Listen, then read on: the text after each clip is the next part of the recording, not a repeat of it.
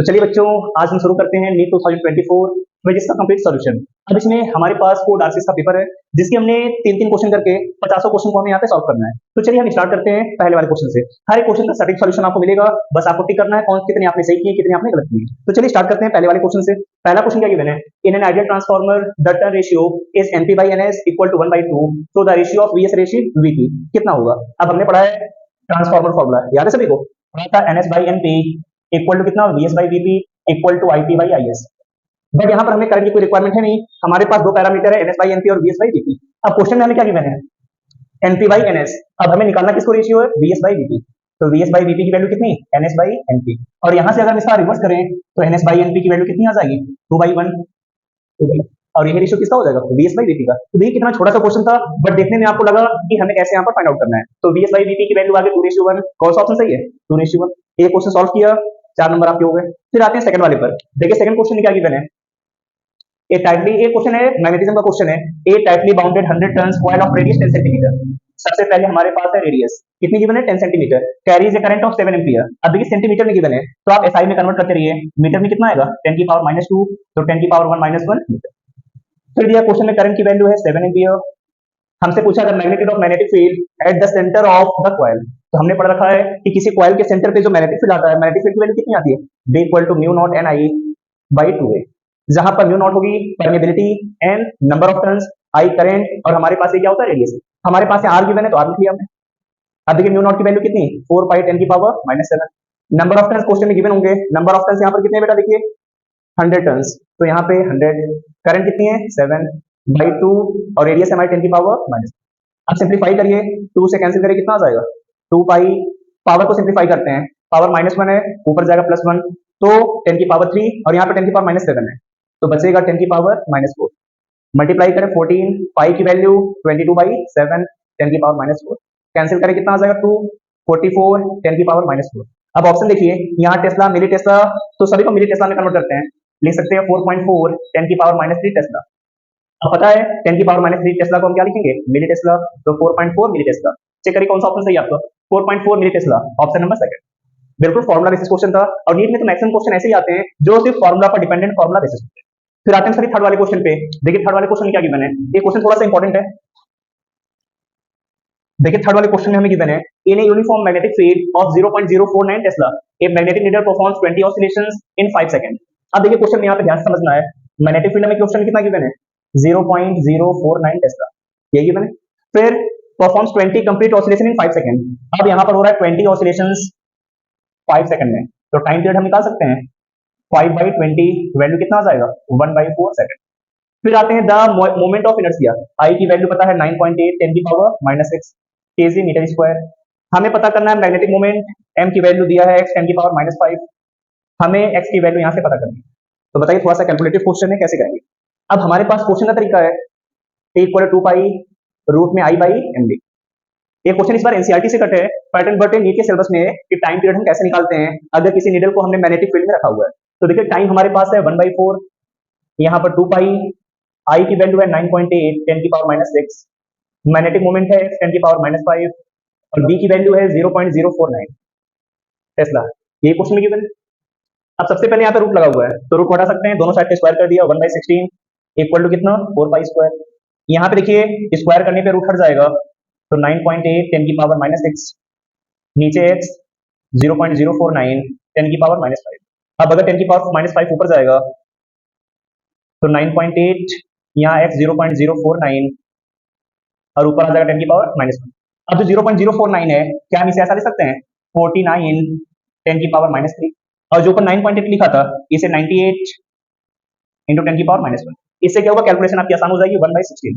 अब कैंसिल करिए, 49 से कितनी टाइम्स जाएगा? 2 टाइम्स। इधर 10 की पावर -3 है, तो ऊपर जाएगा तो 10 की पावर 3, बचेगा कितना? 1/16, 4 पाई स्क्वायर, ऊपर है 2, और यहाँ पर बचेगा सिर्फ 10, नीचे कितना आ गया? x। अब x का मल्टीप्लाई करिए, 10 में 2 का 20 में 16 का मल्टीप्लाई करें तो 20 इंटू 16 इंटू 4 पाई स्क्वायर, तो 20 64 पाई स्क्वायर। अब मल्टीप्लाई 0 2 4 जा 8, 12 पाई स्क्वायर। तो हमारी x की वैल्यू आ गई 1280 पाई स्क्वायर। कौन सा ऑप्शन सही है? ऑप्शन नंबर सी, ए आ गया हमारे थर्ड वाले का सही। अब आते हैं सभी नेक्स्ट क्वेश्चन आते हैं क्वेश्चन नंबर 4 पे बेटा। देखिए क्वेश्चन नंबर 4 क्या है, a thin flat circular disc of radius 4.5 centimetre. तो हमें रेडियस पता है क्वेश्चन नंबर 4 में, रेडियस कितनी है 4.5 centimetre, is placed gently over the surface of water if the surface tension. अभी किस टॉपिक का क्वेश्चन है, सरफेस टेंशन का। सरफेस टेंशन हमें गिवन है 0.07 न्यूटन पर, ठीक है। अब ऊपर सेंटीमीटर में दिया था तो पहला काम है मीटर में चेंज करना, 10 की पावर -2।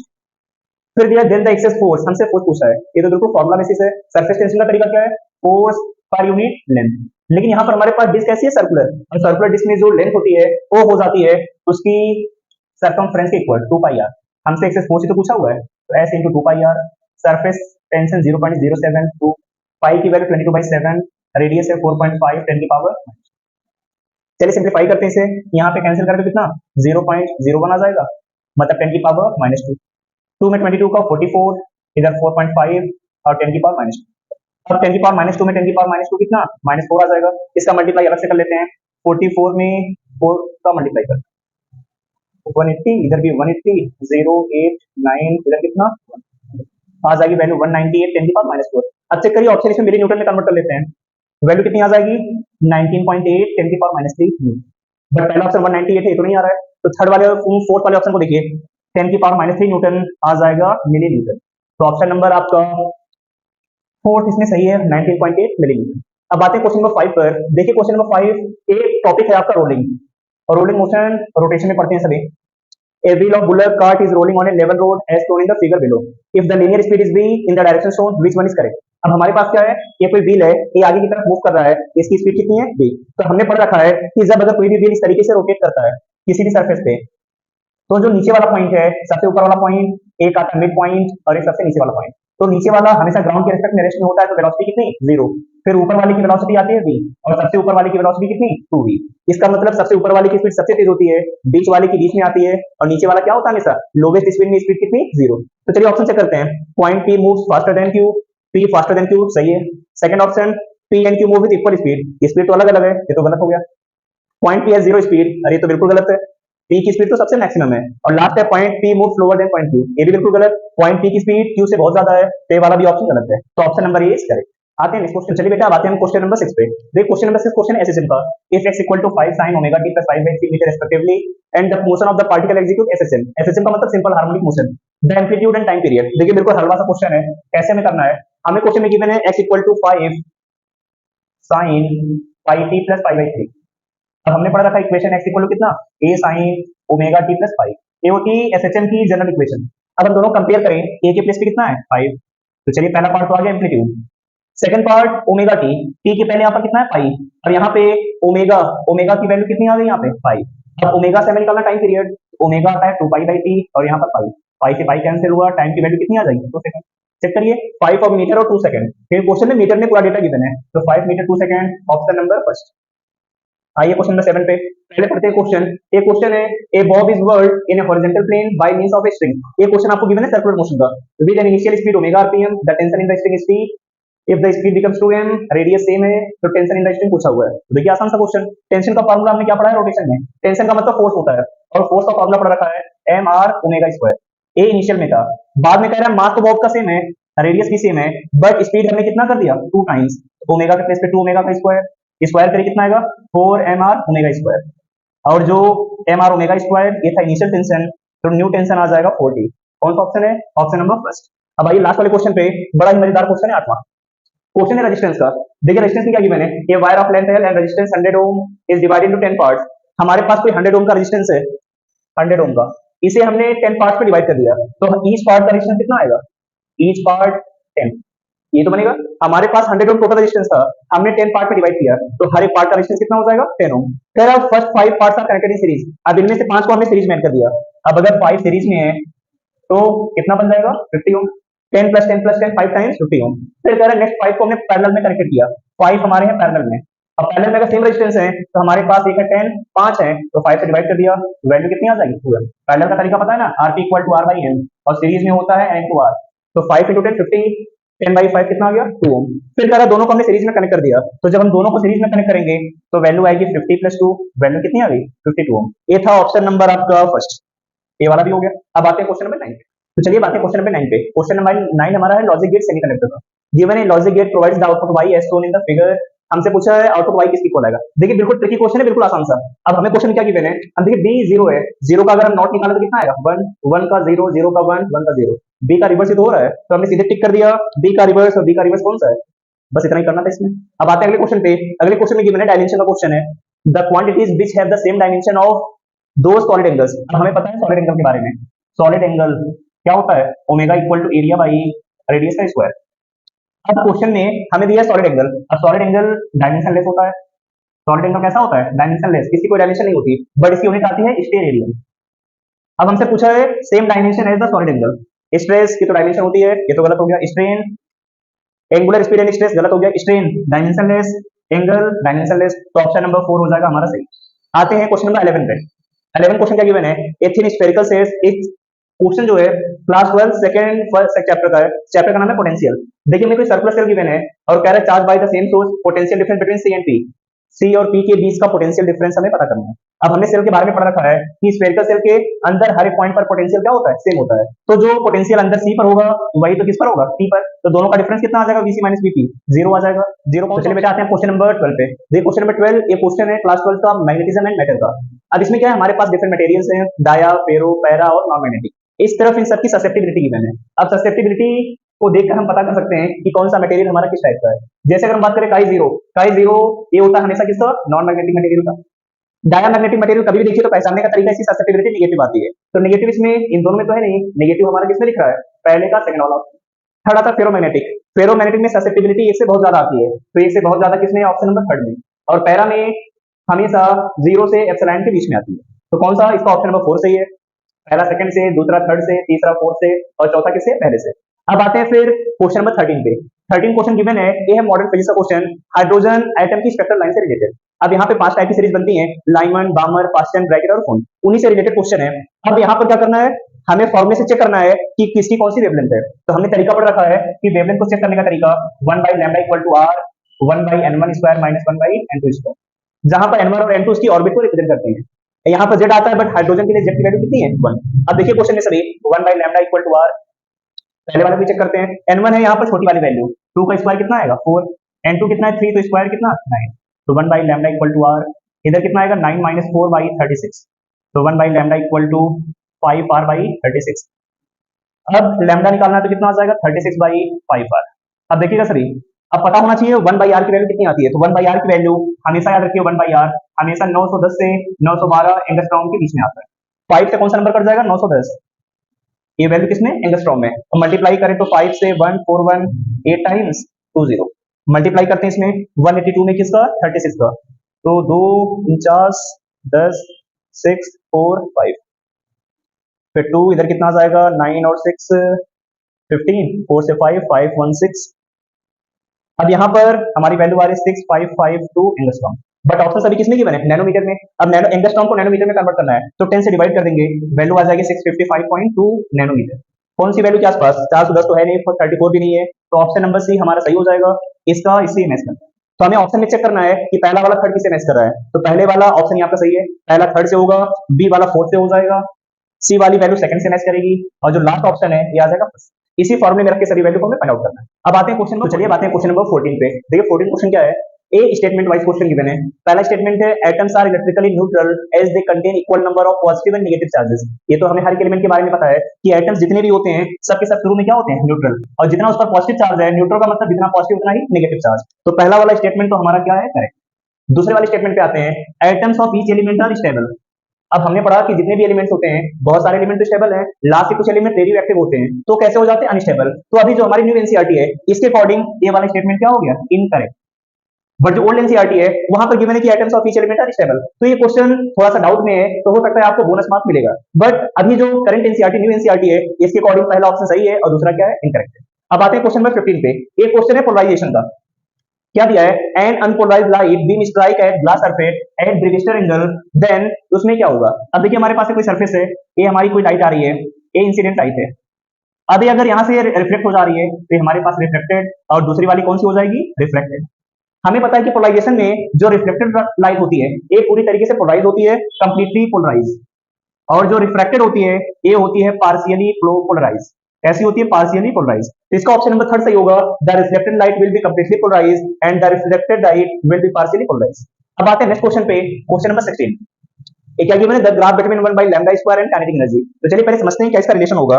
अब ये क्वेश्चन है डुअल नेचर का, dual nature of radiation and matter. पढ़ा है lambda equal to h by p। ए है de Broglie formula, de Broglie's wavelength formula. p का मतलब होता है काइनेटिक एनर्जी के टर्म में √2m k, but kinetic energy का यहाँ पे जो सिंबल है e यूज किया है, तो 2m दोनों साइड का स्क्वायर करिए तो लैम्डा स्क्वायर इक्वल टू कितना? h by 2m। h constant 2m constant, तो लैम्डा स्क्वायर और कितना आ गया? 1 by e। अब अगर हम 1 बाय लैम्डा, चलिए क्वेश्चन नंबर 17 को देखते हैं। 17 में क्या है? A particle moving with uniform speed in a circular path maintains. अब देखिए जब कोई भी पार्टिकल सर्कुलर पाथ में घूमता है तो हमेशा स्पीड तो कांस्टेंट होती है, बट वेलोसिटी क्या होती है? वेरिएबल। तो सर्कुलर मोशन में याद रखना है कि अगर कोई भी पार्टिकल सर्कुलर पाथ में है तो उसकी वेलोसिटी और एक्सेलरेशन दोनों के दोनों क्या होते हैं? वेरिएबल। तो यहाँ पर वेरिंग वेलोसिटी एंड एक्सेलरेशन दोनों के दोनों यहाँ पर क्या करेंगे? वेरी करेंगे। तो इसका ऑप्शन नंबर 3। अब आते हैं क्वेश्चन नंबर 18 पर। 18 में गिवन है, ए है क्वेश्चन मॉडर्न फिजिक्स का, फोटोन की प्रॉपर्टी से related. If c is the speed of velocity of light in the free space, तो करेक्ट स्टेटमेंट पूछा है। पहला ऑप्शन है the energy of each photon is equal to h nu। हमें पता है कि हर एक फोटोन के पास एनर्जी कितनी h nu, तो पहला करेक्ट है। द वेलोसिटी ऑफ फोटोन, जितने भी फोटोन होते हैं सबके सब स्पीड ऑफ लाइट से ट्रेवल करते हैं। द मोमेंटम ऑफ फोटोन, ये भी ठीक है, p equal to h nu by c। In a photon electron collision both total energy and total momentum, जब भी कोलिजन प्रोटॉन फोटोन और इलेक्ट्रॉन के बीच में होता है तो हमेशा टोटल एनर्जी और टोटल मोमेंटम क्या होता है? कंजर्व होता है। लास्ट में आते हैं photon positive positive charge. Photon हमेशा चार्जलेस और मासलेस होता है, ना इसका चार्ज ना मास, तो ये भी तो क्या हो गया? गलत। तो इसका कौन सा ऑप्शन सही होगा? जिसमें A B C D correct है, और जिस ई होगा ई क्या हो जाएगा? इनकरेक्ट। अब आते हैं क्वेश्चन नंबर 19 पर। एक क्वेश्चन है रेडियो एक्टिव डीके का। अब हमारे पास यहाँ पर कोई एक एक्स एलिमेंट है जिसका एटॉमिक नंबर 82, मास नंबर 290। यहाँ से पहले एक अल्फा पार्टिकल निकला, फिर यहाँ से एक प्रोटॉन, फिर एक बीटा पार्टिकल, फिर एक इलेक्ट्रॉन, फिर जाकर हमारा प्रोडक्ट क्यू आया। तो पूछा इसमें क्यू का मास नंबर और एटॉमिक नंबर कितना आएगा।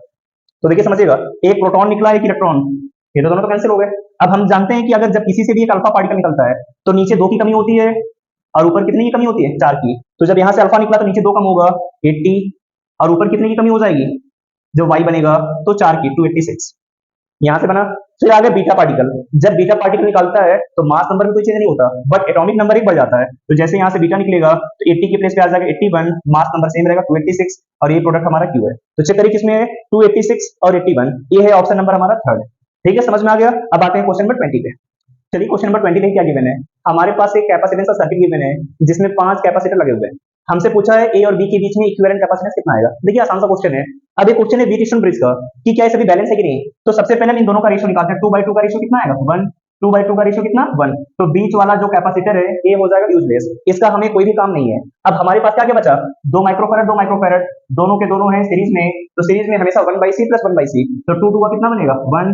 इधर भी दोनों सीरीज में, 2 का कितना बन जाएगा? 1। फिर 1 और 1 बन जाएंगे हमारे पैरेलल में, और पैरेलल में जब हम सी इक्विवेलेंट निकालते हैं तो दोनों को हमें ऐड करना पड़ेगा। 1 + 1 कितना आ जाएगा? 2 माइक्रोफैरड। तो इसका कौन सा ऑप्शन सही है? Option number 4। अब एक क्वेश्चन है the terminal voltage of battery cell का क्वेश्चन है करंट इलेक्ट्रिसिटी का। तो चलिए देखते हैं क्वेश्चन में टर्मिनल वोल्टेज। अब टर्मिनल वोल्टेज का सभी ने तरीका पर रखा हुआ 21 कि टर्मिनल वोल्टेज होता है V = E - IR। अब हमें क्वेश्चन में बैटरी का वोल्टेज गिवन है 10, E निकालना है सभी को। I की वैल्यू कितनी होती है? E/R + R * R, तो 10 = E। अच्छा यहाँ पे क्वेश्चन में ईएमएफ गिवन है, तो देखिए थोड़ा सा यहाँ पर हमें V निकालना है। E की वैल्यू क्वेश्चन में गिवन है, E की वैल्यू कितनी है? 10, यहाँ पर भी कितना है? 10, माइनस E की वैल्यू है 10, R + R, एक R है 4, एक R है कितना? 1, तो 4 + 1 इंटू स्मॉल r की वैल्यू कितनी? 1, तो 10 - 10/5 कैंसिल करके कितना? 2, तो वैल्यू कितना आ जाएगा? 8 वोल्ट। तो इसका जो टर्मिनल वोल्टेज आएगा उसकी फाइनल वैल्यू कितनी आ गई? 8 वोल्ट। लास्ट क्वेश्चन है, एक क्वेश्चन है वे ऑप्टिक्स का। इसमें गिवन है if the monochromatic source in white DSC is replace by white light. अगर हमारे पास जो सोर्स होता है अगर हम इसे व्हाइट लाइट से रिप्लेस कर दें तो जो हमारी स्क्रीन है, स्क्रीन पर कहां पे ब्राइट होगा, क्या डार्क होगा, इसके बारे में रिलेशन है। तो देखिए इसका तरीका क्या है कि जब हम व्हाइट लाइट हमारे पास है तो व्हाइट लाइट में कौन कौन से कलर होते हैं? वेबग्योर। जब सभी कलर जाकर सेंटर पे मिलेंगे तो सेंटर पर भी कैसा बनेगा? व्हाइट। बाकी जब डिफरेंट डिफरेंट कलर आसपास मिलेंगे तो यहाँ पर भी कैसे फ्रिंजेस बनेंगी? Bright fringes. इसका ऑप्शन होगा option number second, there will be a central bright white fringe. बीच में कैसा बन जाएगा? White, surrounded by few coloured fringes. इसके आसपास में जितनी फ्रिंजेस होंगी सबकी सब कैसी हो जाएंगी? Coloured fringes. यही है इसका ऑप्शन नंबर सेकंड सही। अब आते हैं नेक्स्ट क्वेश्चन। क्वेश्चन नंबर जो 23 गिवन है इसमें क्या है? ये तो देखिए मैकेनिक्स का क्वेश्चन है। A horizontal force 10 newton is applied to a block. ये हमारे पास ब्लॉक है, एक ए है बी, ए का मास है 2 kg, बी का मास है 3 kg। ब्लॉक ए पर हमने फोर्स अप्लाई किया 10 न्यूटन का, तो ब्लॉक आगे की तरफ मूव कर रहा है। तो आपसे पूछा है कि the block slides over frictionless surface, friction यहाँ पे कितना है 0। चलिए ठीक है। The force exerted by block A on block B, तो ब्लॉक ए ब्लॉक बी पर कितना फोर्स लगाएगा ये पूछा है। अब देखिए दोनों बॉडी कांटेक्ट में है, तो कांटेक्ट में कौन सा फोर्स काम करता है, नॉर्मल फोर्स। इसका मतलब ये वाली बॉडी इस पर नॉर्मल फोर्स अप्लाई करेगी, जितना ये इस पर अप्लाई करेगा वही इस पर अप्लाई करेगा। अब दोनों बॉडी का एफबीडी बना लेते हैं। सबसे पहले अगर 2 केजी वाले को हम देखें तो 2 केजी में फोर्स इस तरफ है, नॉर्मल फोर्स इस तरफ है।